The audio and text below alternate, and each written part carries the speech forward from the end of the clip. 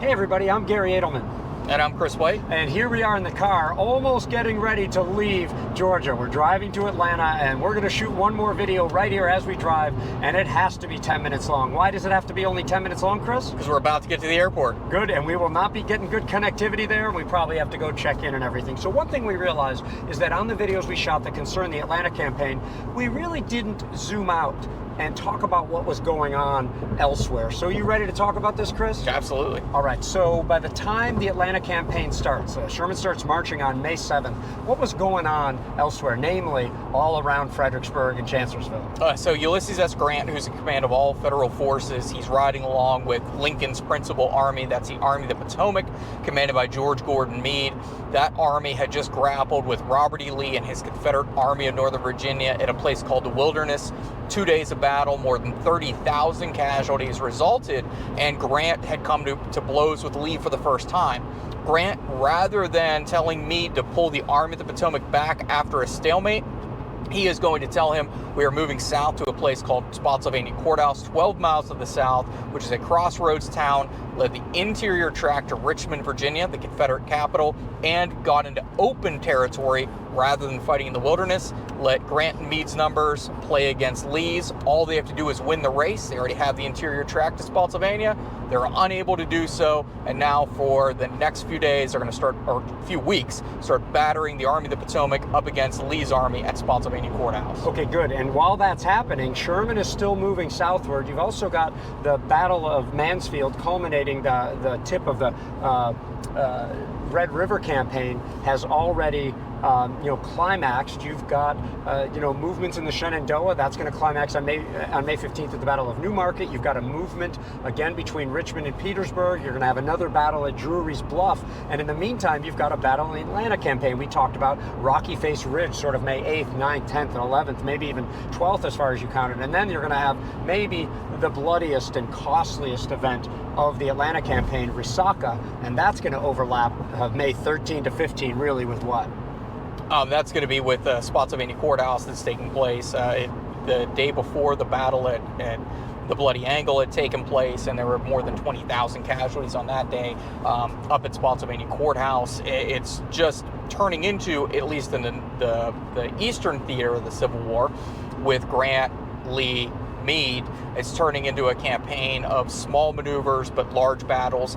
Down here in Atlanta, or the Atlanta area, it's turning into small battles with large-scale maneuvers. Yeah, and in the meantime, back in the Atlanta campaign, Adairsville and Cassville and Allatoona, until eventually you're going to get down further into May, where you have New Hope Church and Pickett's Mill, and of course Dallas as well. And by that time, the armies in the east, Grant's armies, have moved a little bit closer, and they're going to fight along a river. Yeah, they're down to the North Anna River, where we've done a lot of work at the American Battlefield Trust from May 23rd through 25th, 1864.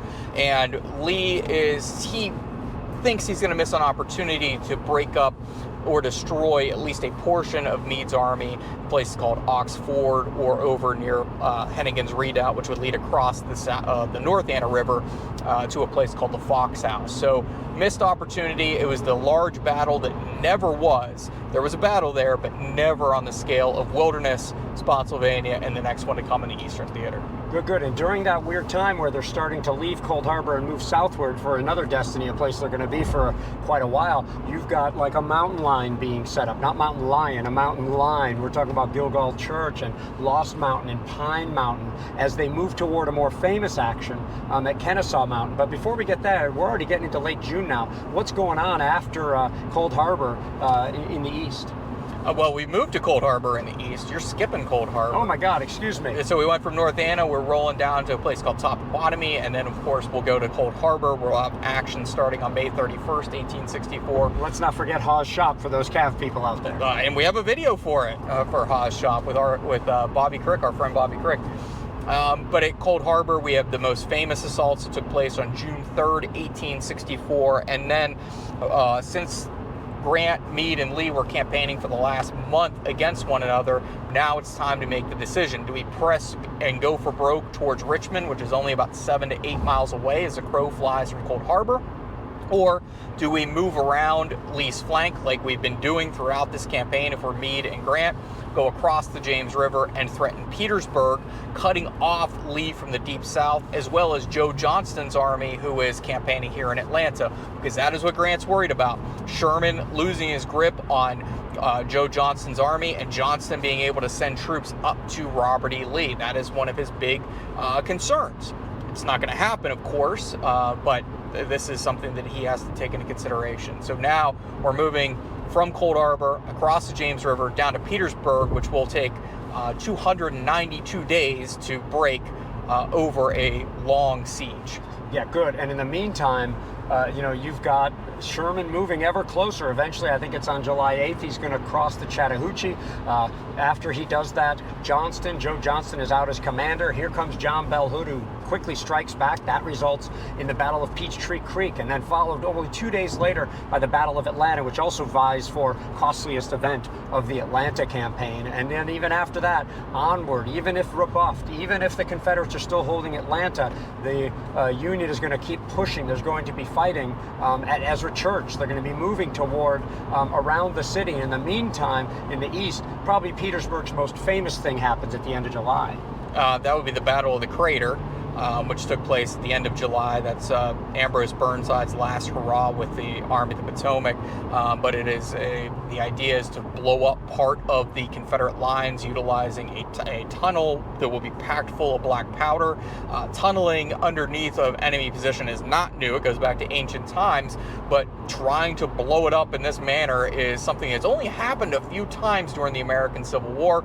This crater blows up, and into it charges, unfortunately, a large number of United States colored troops, and it turns into one of the largest bloodlettings of the Petersburg campaign. Yeah, and it's important to note that, remember I told you there's stuff going on between Richmond and Petersburg, north of the James River, and all of Grant's offensives south of the James River, Weldon Railroad, the Crater, for example, these are coupled with movements north of the James designed to stretch Lee's armies. These result in things like the Battle of First Deep Bottom, the Battle of Second Deep Bottom. There are other fights that are going to be going on there as well. Now remember, during this time too, Andersonville Prison is open. These casualties from the various theaters are ending up, the lower ranking soldiers, at places like Andersonville and numerous other prisons in the north and in the south. And in the meantime, Sherman is still hyper-focused on trying to get Atlanta.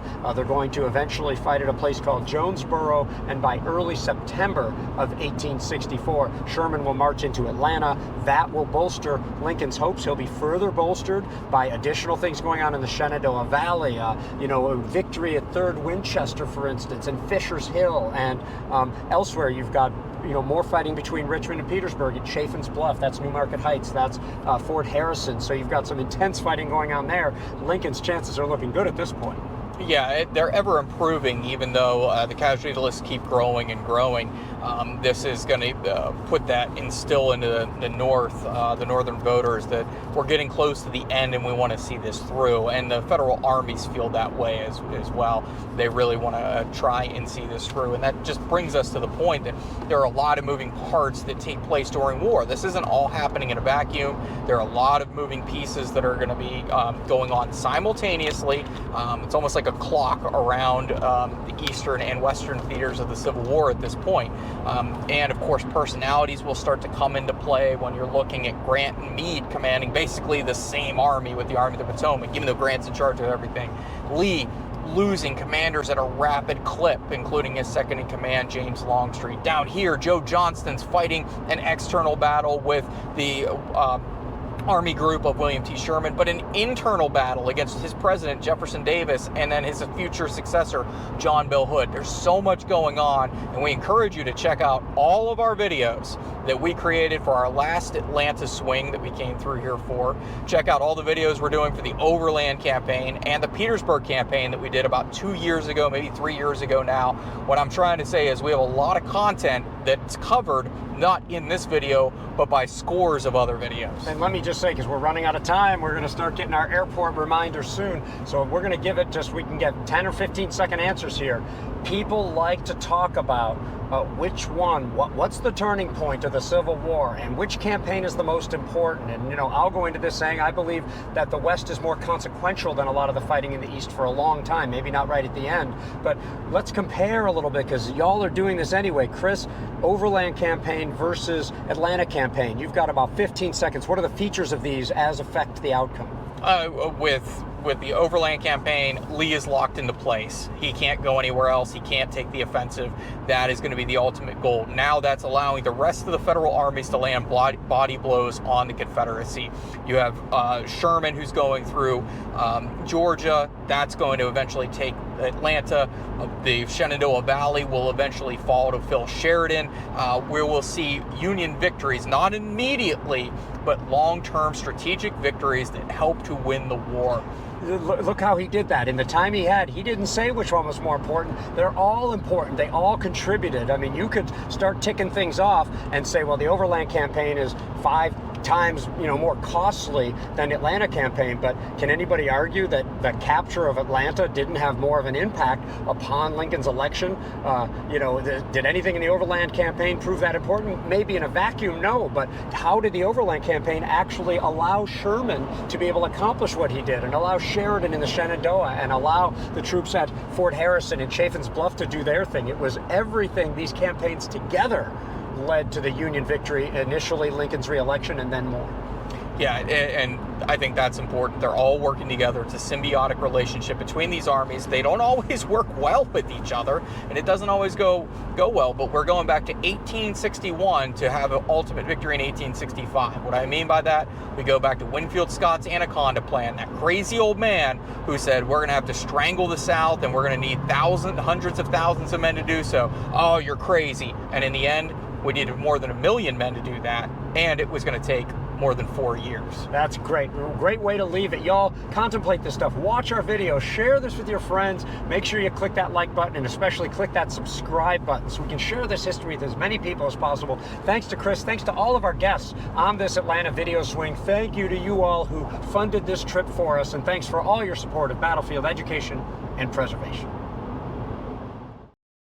Hello, this is Trace Atkins. To stay up to date on all the latest and coolest videos, please subscribe to the Trust YouTube channel. Preserve, educate, inspire.